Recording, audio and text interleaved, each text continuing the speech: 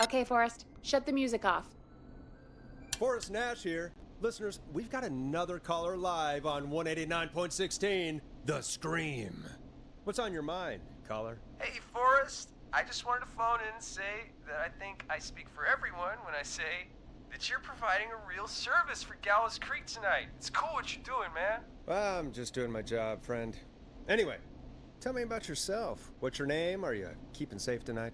Yeah, man, I'm good, thanks. I'm at my roller rink, trying to get everything ready for the Harvest Festival tomorrow. I had a guy from Starling Security here earlier installing the Starling 4000 system, so I'm a little behind. As for my name, my friends call me Roller Ricky, and I now consider you a friend, my man. We're friends now, huh? Well, that's kind of you to say. Thanks. Yeah, man. Sounds like roller skating is more than just a job to you. So is this vocational? I wasn't always Roller Ricky. Once upon a time, believe it or not, I used to go by just Ricky. Yeah, back then, things were pretty rough. I used to roll with a bad crowd.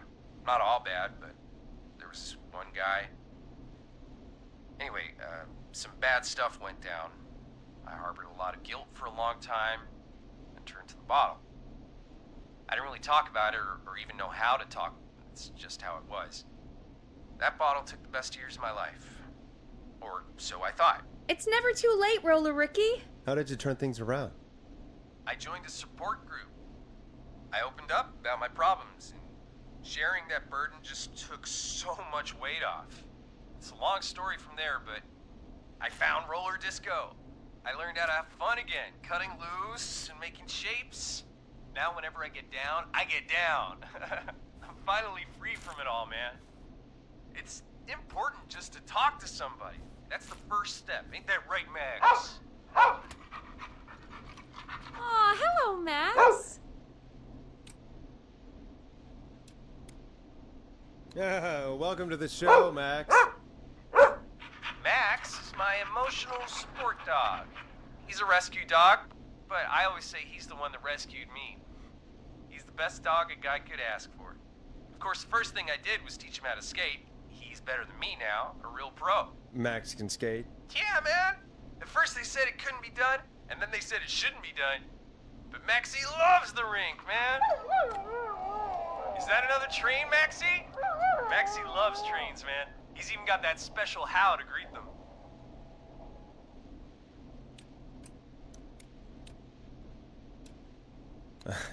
It sounds like you two make a great pair. Maxie appreciates all the positivity you're throwing out, my man. You know, I'm actually hosting free skating lessons tomorrow at the festival. I think it's a great opportunity to give back to the community.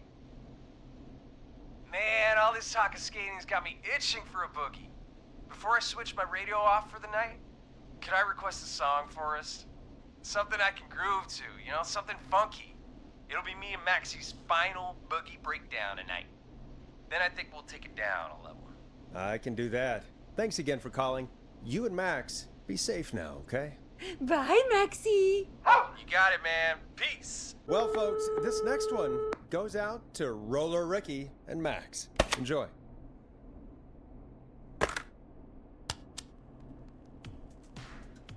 Hope you enjoyed this one as much as I do. I really needed that call, you know, after everything. Yeah, I get that. He talked a bit much for my taste, but it is inspiring to hear somebody come back from the brink like that. Yeah, that's what I meant. You were thinking about Max on skates, weren't you? Well, would you look at that? Another caller on the line. What are the odds? Better take it.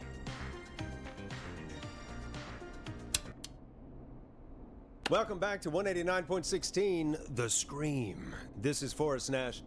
How are you tonight, caller? I'm doing okay. I made it home safe. Gary! Hey, I just wanted to thank you for doing what you could earlier. You know, even though not everybody made it, and, I don't know. Hey, it's okay. You were so brave earlier.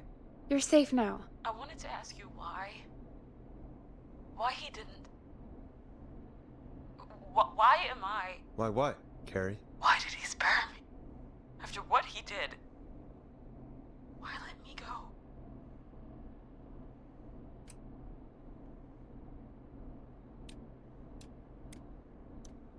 Maybe he only wanted to hurt the pranksters. Maybe. Did he just think everyone was making fun of him? Did he always hate these hazing rituals? I mean, if he did, why wait all these years to... Why do this now? These stupid hazing nights have to stop. Carrie, you did so well tonight. Stay safe and rest. Help is coming to Gallows Creek. We just need to hold on. Thanks, Peggy. Hey, Forrest? Could I request a song? Of course, Carrie. What song? Any song by Blast Processor. And thank you. This next one goes out to Carrie.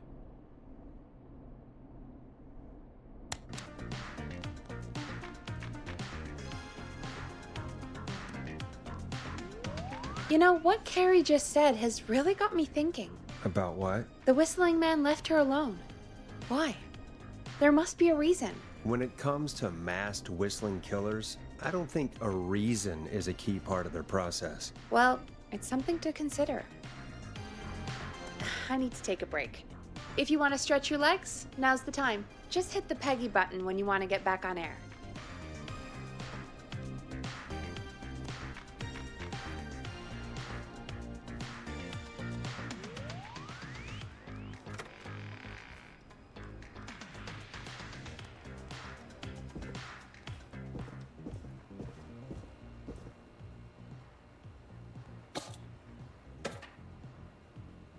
I'm not getting in there tonight.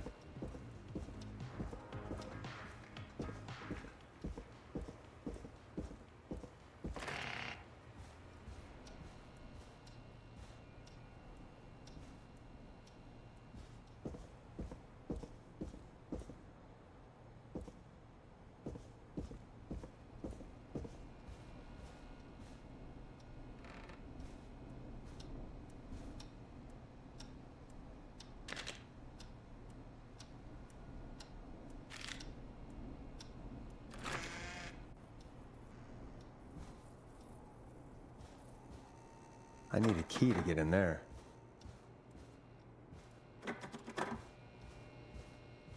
That's not opening.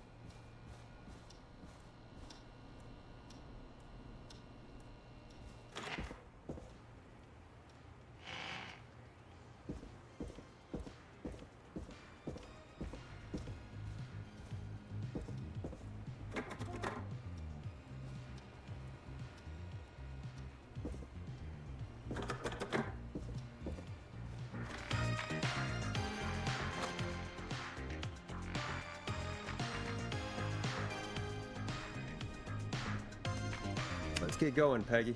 Alrighty, we could run another segment or... Scratch that, Forrest. We have a caller. You're through to 189.16, The Scream. What's your emergency? Hello again, Forrest. Oh, that call with the teens was awful. Those poor kids. Still, I'm glad the girl didn't get hurt. Thanks for your concern. Are you in trouble? What's on your mind? I wanted to ask you again to play my song, Forrest. You said you were gonna play it, but you didn't. Your name was Dawn, right? What, Peggy? Yes. Oh, well remembered. My name is Dawn, and I wanted to ask you again to play my tune, Forrest. Long Ride Home? You know, the one that Peggy said she threw outside the window?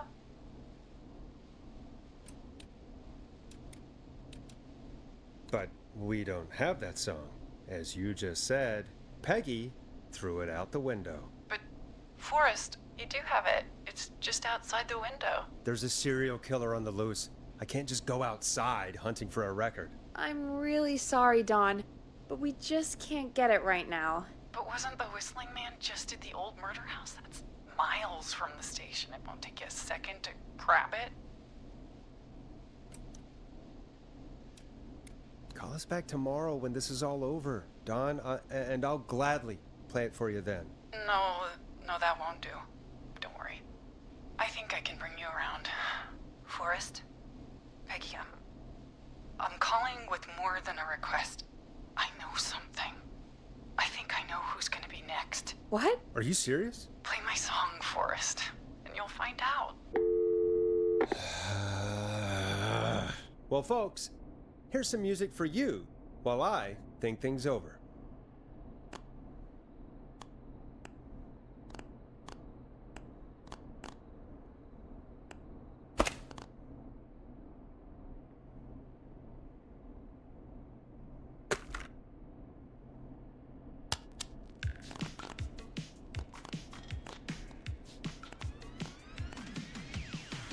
Is she serious, Peggy? She's serious about hearing that song, that's for sure. Peggy, I mean, is she serious about... I don't know, Forrest, but we don't really have a choice, do we? If she's telling the truth... I don't care. I don't want to go out there. Forrest, someone might be in danger. And despite your being so damn curmudgeonly, I think you... Stop it, Peggy. Just... I'll go. You're a good man, Forrest. I'll slide you the key to the fire door. Wait. Our fire door has to be unlocked? Yeah, you know, I never thought about it, but yeah. We should talk to Reggie about that later. Anyway, I'll hold the fort down while you're out. Maybe I'll even get a caller. That could be exciting. 189.16, The Screw. With me, Peggy.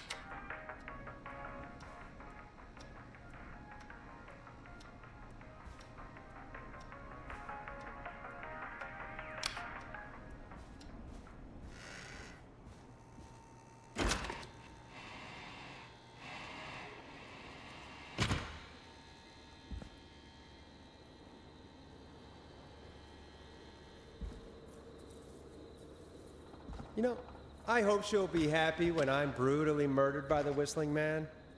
Out here, in the open, alone.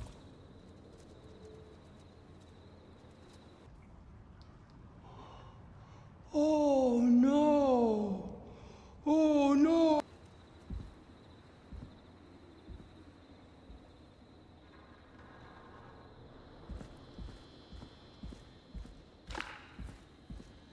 Of course, it locks behind me. And of course the key doesn't work on this side. Fantastic. Maybe there's another way back in through the basement. A door, elevator, or something.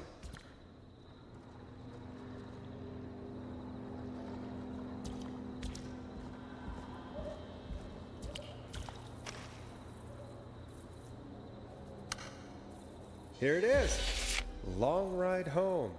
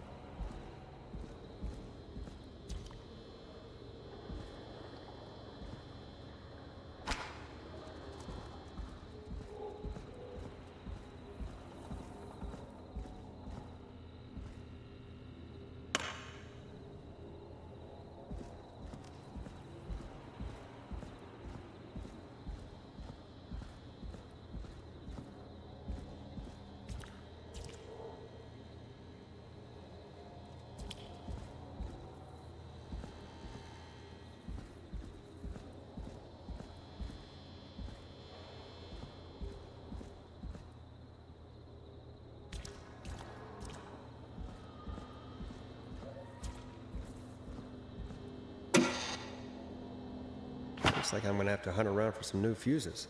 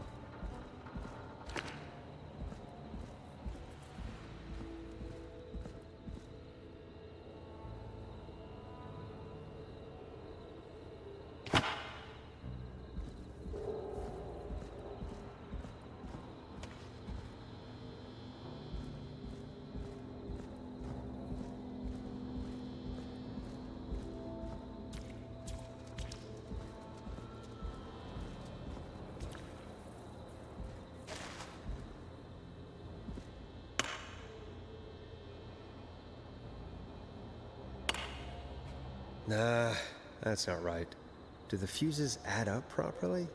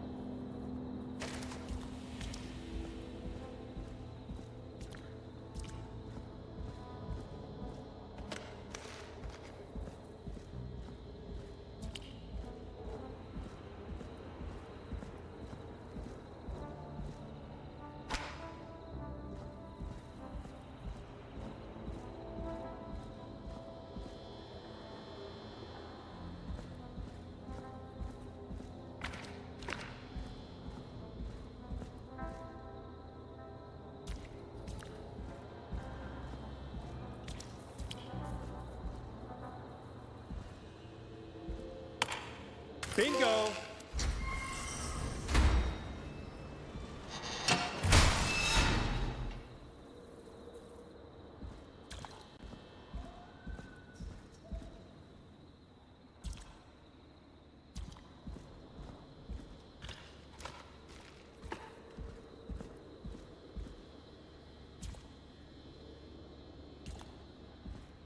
I could probably survive that fall.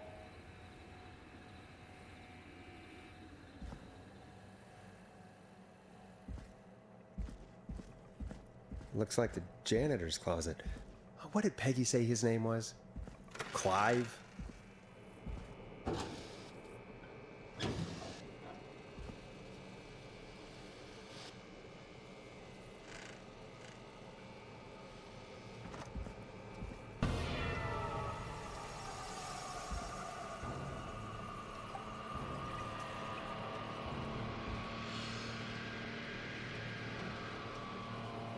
What the hell? Peggy is not gonna believe this.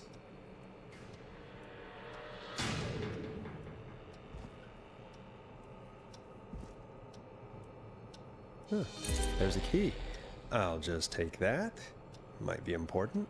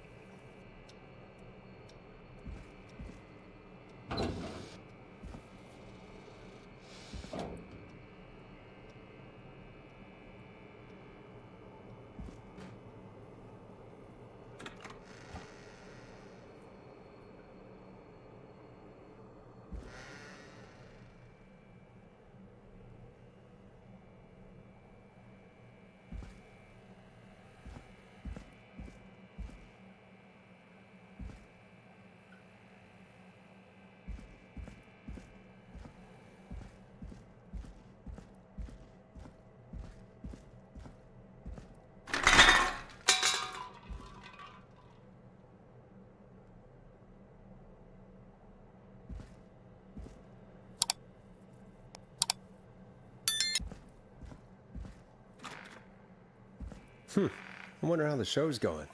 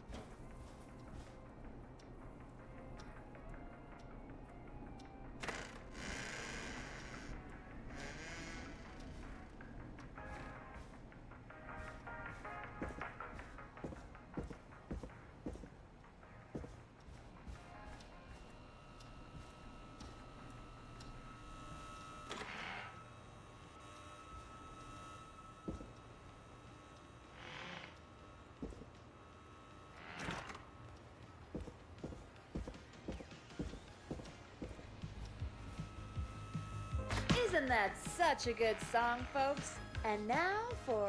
Jesus, Forrest, you've been gone for ages. I thought something had happened. Something did happen. Clive the janitor might be Clive the murderer.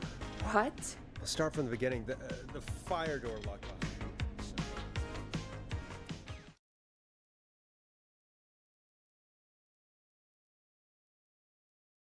Why did you heave that thing all the way up here? Because the basement's creepy as hell, and I don't like standing around down there. Fair. All right, let's run through this again. We have a creepy board you found in a creepy basement made by our creepy janitor who you think is the creepy whistling man. Yep. And on the creepy board are the names Chuck Brody, Kim Walker, Rebecca Allen, and Aunt Williams. Correct. And you think one of these people will be the Whistling Man's, Clive's, next target. That's right. And we've got to find them. You said there are 4 locations listed there too? The hospital, the power station, the gas station, and the trailer park. Clive must think the target is at one of those locations. Forrest, you're gonna have to figure out if any of the potential targets are at one of these locations tonight. Hit the button if you need any help. How's it going? It's not going well. I could use some help. Okay, let's review the basics. We need to work out who the next target is. There's 4 locations, right? And 4 people. We need to figure out if anyone is at any of the 4 locations tonight. And if they are, we can call them and warn them. There must be some connections between the notes. That makes sense. Great. Need any more help? I'm good now. Peggy? No problem.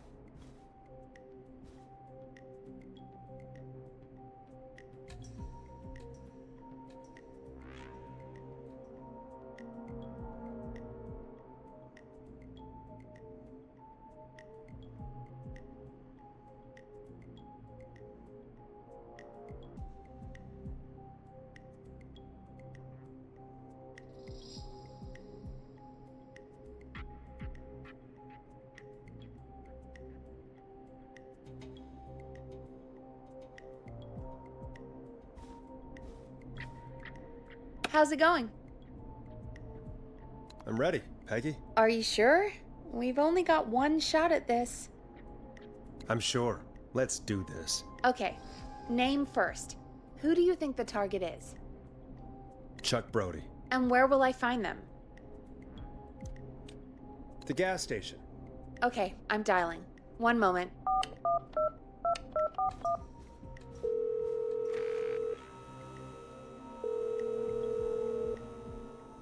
Hello? Chuck Brody! Listen, I know this sounds crazy, but we have reason to believe the Whistling Man is coming for you. You need to get yourself and everyone else out right now. The Whistling Man? Who the hell are you? Who is this? This is Forrest Nash. Listen, the Whistling Man's back. We found a list with your name on it, and... Oh, God. It's today. The year I finally let myself forget. It's today. What happened today? Today.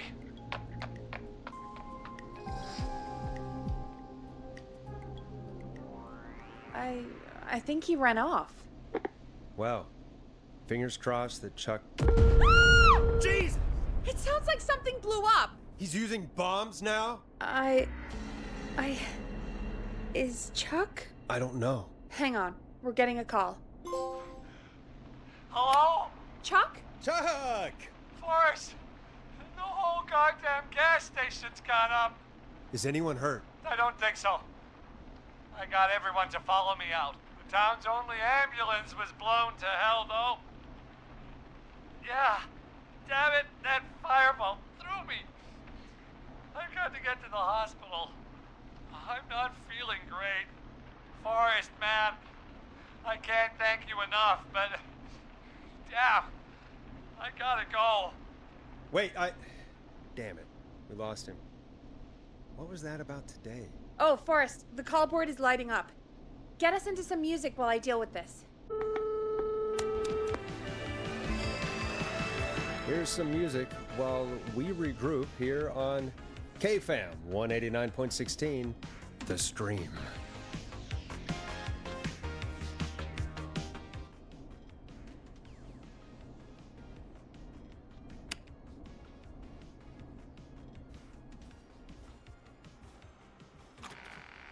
There's gotta be more in the basement to show us who Clive is targeting.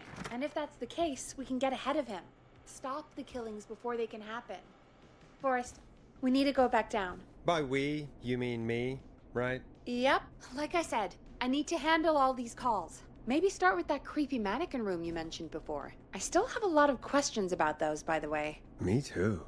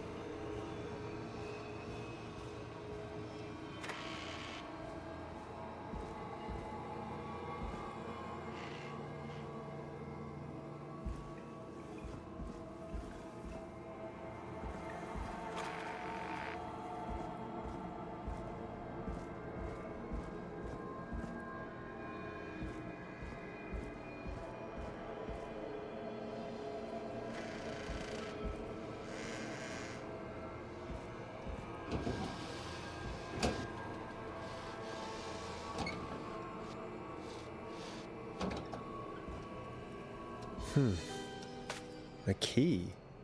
Was this always here? I must have missed it when I brought everything upstairs.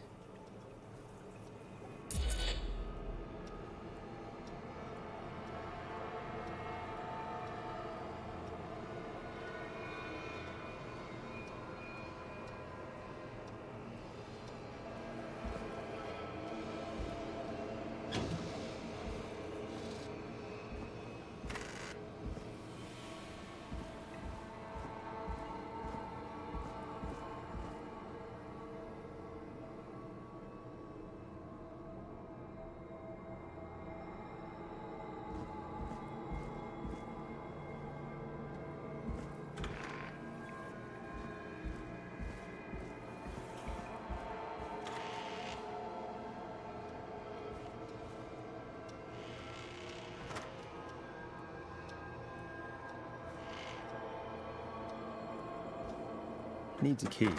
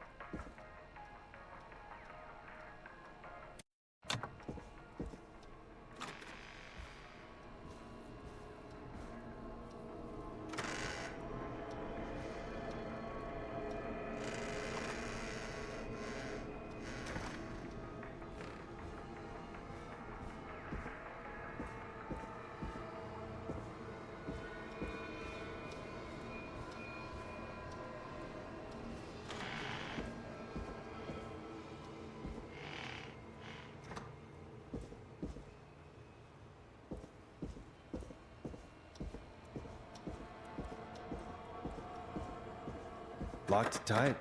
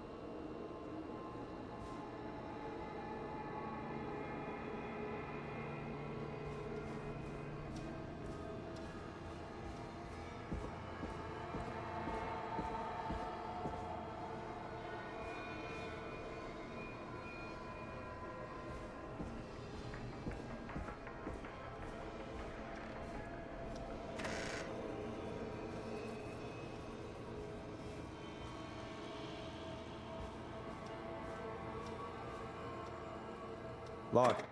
For now.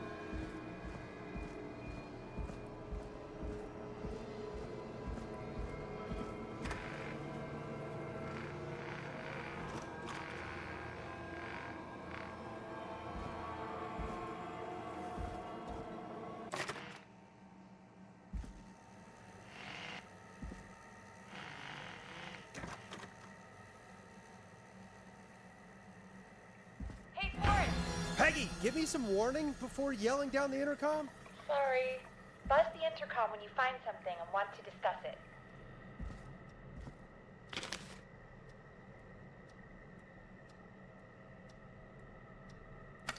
Peggy, I've found a tape and a map down here. A map of what? Looks like it might be to somewhere in this storage area. Weird. Well, maybe the tape will give us more information. Give it a play.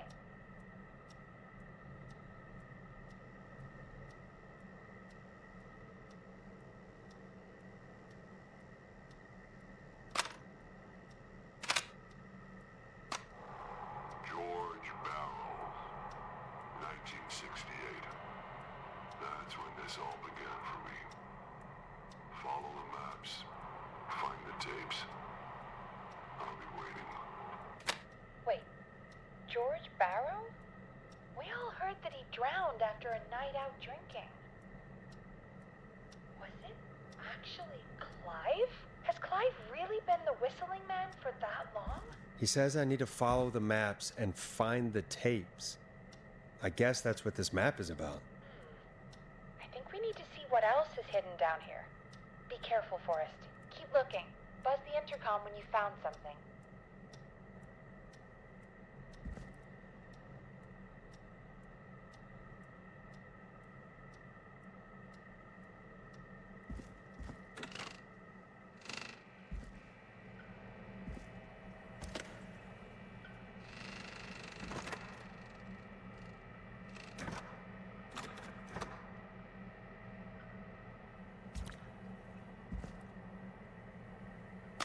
Time of autopsy is 7 a.m. Cause of death is asphyxiation from drowning. The degree of rigor mortis indicates that the subject has been deceased for 5 hours. That puts the time of death.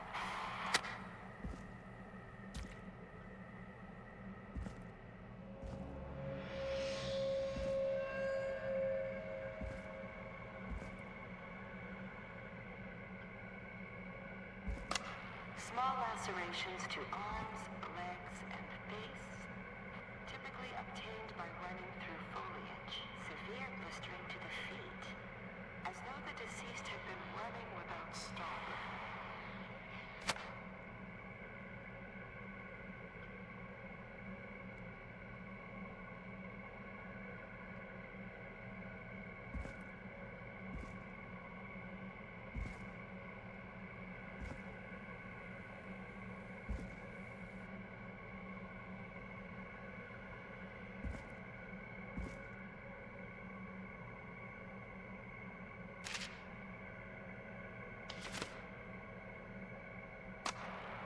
Preliminary toxicology results shows no signs of inebriation. However, a high amount of cortisol was found, indicating elevated levels of stress in the immediate moments before death.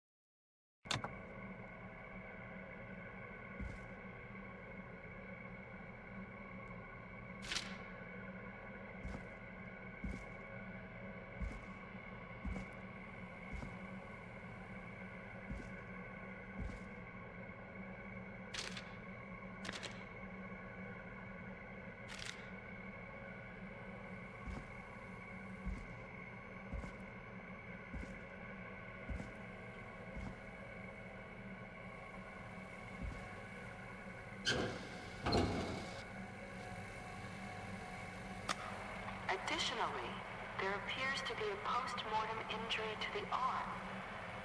It looks like it was trapped in a car door.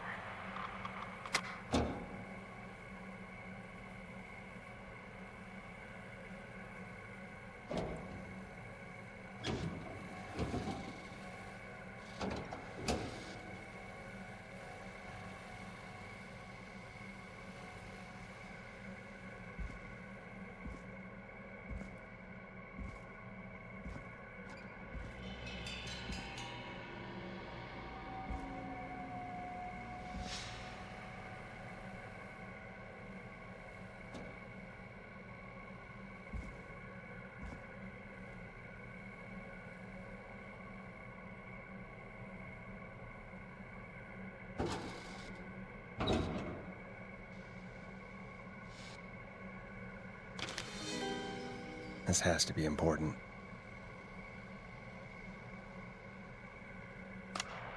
It is the coroner's opinion that the subject likely feared for his life and was chased, resulting in a fall from a height into a body of water, where he hit his head, was knocked out, and drowned. Following that, he was moved. Dr. Sullivan, we need to have a talk. That recording. Shut it off.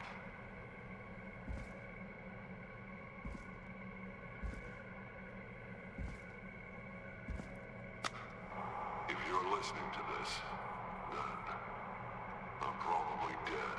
What the? I'm a man who likes to stay informed. I've got subscriptions to newspapers all over the country. A few weeks ago, I noticed headlines cropping up in those papers, one after the other. Each headline about a murder. Each murder, the death of someone I knew almost 20 years ago. And each one drawing closer to Gallows Creek. Drawing closer to the anniversary. None of us are innocent, but I don't think we deserve killing. All I hope now is that I can save some folk from the worst that I can. I don't know. Do something to make up for what I did back then, I guess. I didn't kill anyone, mind you, but that's past mattering. Now, there's more I could say, that I should say, but my employer made it clear that my family would pay a high price if I ever never spoke out. So, hopefully I've said enough for you, listener, whoever the hell you are, to start putting the truth together. What the hell? Peggy is not gonna believe this.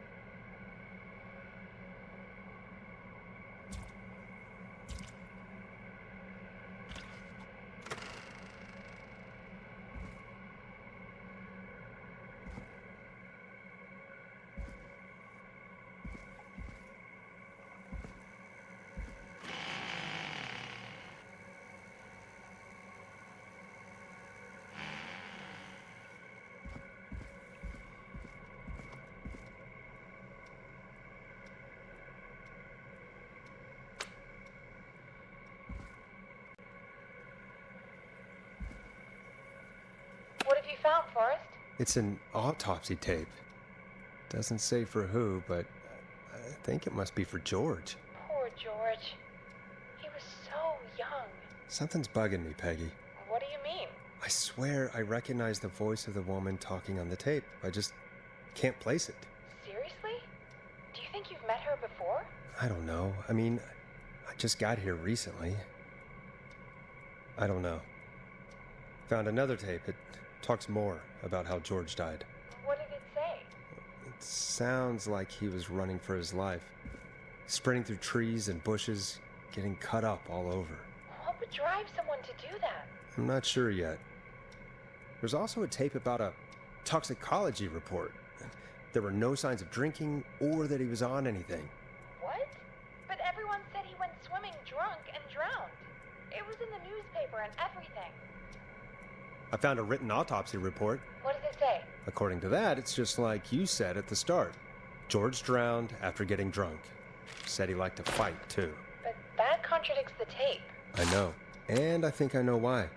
There's a note with the report that says, "I'm sorry I made you do this, Virginia." If it was on the autopsy report, then Virginia must be our coroner. Wait, the caller from earlier, when we had to call the takeout restaurant, wasn't her name Virginia? We need to call her back once we finish down here. It looks like she might know something about what's going on. I found a tape that introduces a new detail to the story. Post-mortem injury. Apparently, his arm got caught in a car door. A car door? Yeah, after he died. How do you suppose they can tell? How can they tell? I'm a radio producer, not a coroner. In another tape, the coroner comes to the same conclusion as I did. George was running from something. Maybe an animal?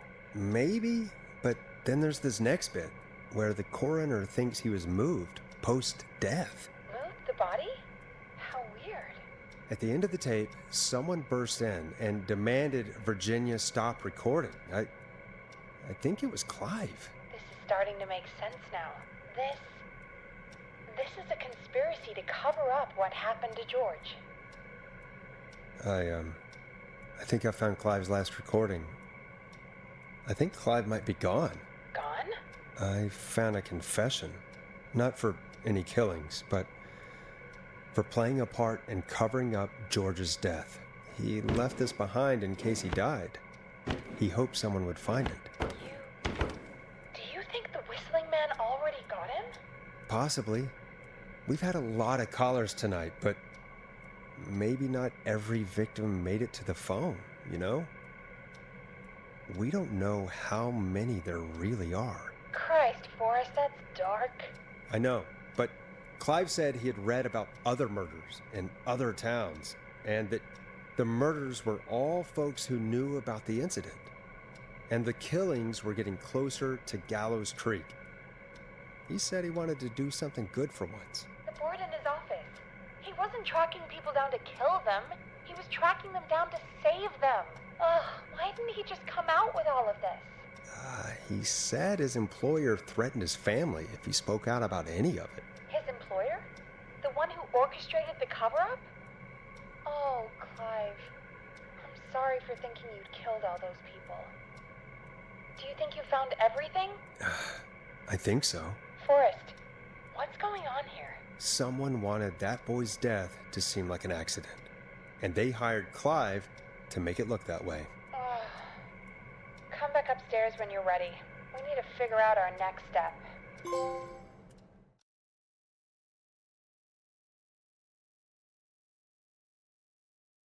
Thank God you're back, Forrest. I've been running out of stuff to pad our airtime with. Peggy, you work in radio. Forrest, I'm stressed. I mean, really, how are we supposed to keep a show going with all this happening?